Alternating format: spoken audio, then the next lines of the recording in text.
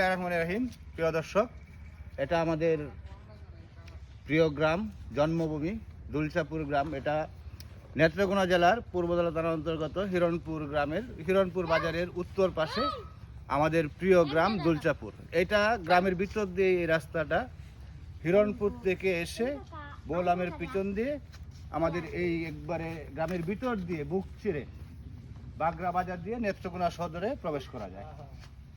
এই রাস্তার পাশে আমরা নতুন একটি ঈদগাহ নির্মাণ করেছি আমাদের গ্রামের সবার সহযোগিতায় এবং আল্লাহর রহমতে সকলের সহযোগিতায়। এই ঈদগাহর অল্প অংশ আমরা পাকাকরণের কাজ শুরু করেছি। আপনাদেরকে দেখাচ্ছি, আমাদের গ্রামে আসলে কোনো ঈদগাহ ছিল না। আমাদের গ্রামের এই আমাদের বাতিজা নয়ন তালুকদারের জমিদানের মাধ্যমে আমাদের সকলের সহযোগিতায়, আর্থিক সহযোগিতায় এই ঈদগাহটা আমরা করতে পেরেছি এবং এখন এটা পাকাকরণের কাজ চলছে। এই দেখুন, উনি আমাদের গ্রামের এই মুরব্বী আব্দুল্লাহ, আমাদের খুব শ্রদ্ধাভাজন ব্যক্তি, আমাদের কারিগর আমাদের ছোট ভাই, তার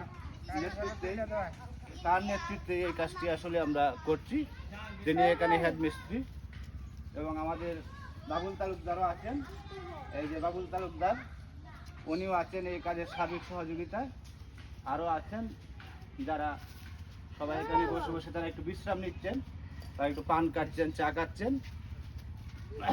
এটার ঈদগাহটা আসলে এই অনেকটা জায়গা কতটুকু আছে সৌকত? 18% জায়গার উপরে এই ঈদগাহটা আসলে নির্মিত হচ্ছে। এখন পুরাটা আসলে আমরা এখন পাকাকরণ করতে পারবো না, আমরা আর্থিক কিছু সমস্যা আছে। এই সবার সার্বিক সহযোগিতায় এলাকাবাসীর আমরা এটা পাকাকরণের কাজ শুরু করেছি। তো আস্তে আস্তে আমরা পুরাটাই পাকা করবো। 18% পুরাটা যদি আমরা পাকা করি, অন্তত 10-15টি লাইন আমরা এখানে নামাজের জন্য করতে পারবো। তখন আমাদের গ্রাম আশেপাশের আরও 2-3 গ্রাম আছে, কোষকষিয়া, বৌলাম, রামকৃষ্ণপুর, শ্রীপুর থেকেও কিছু মানুষ আমাদের গ্রামে আসেন এই ঈদগাহ মাঠে নামাজ পড়তে। তো যখন আমরা পুরাটা পাকাকরণ করতে পারবো, তখন হয়তো বা আমাদের আর বর্ষাকালে যে নামাজের জন্য একটি সমস্যার সৃষ্টি হয়, কাদার সৃষ্টি হয়, সেই কাদার আমাদের প্রতিবন্ধকতা সৃষ্টি করতে পারবে না। আমরা সবাই খুব স্বাচ্ছন্দ্যের সহিত একসাথে ঈদের নামাজ আমরা আদায় করতে পারবো। এই আমাদের ঈদগাহ যে মেম্বার, এটা আগেই পাকাকরণ হয়েছে। এটা আরও অনেক কাজ বাকি আছে। সৌন্দর্য বর্ধনের জন্য আমরা আরও অনেক কিছু করতে পারবো, হয়তো ভবিষ্যতে পরিকল্পনা আছে।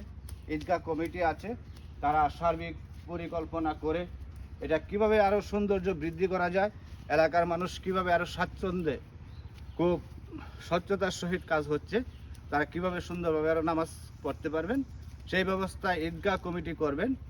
এবং আপনাদের সবার সহযোগিতা কামনা করে আমি এখানে শেষ করছি। আসসালামু আলাইকুম ওয়া রাহমাতুল্লাহ।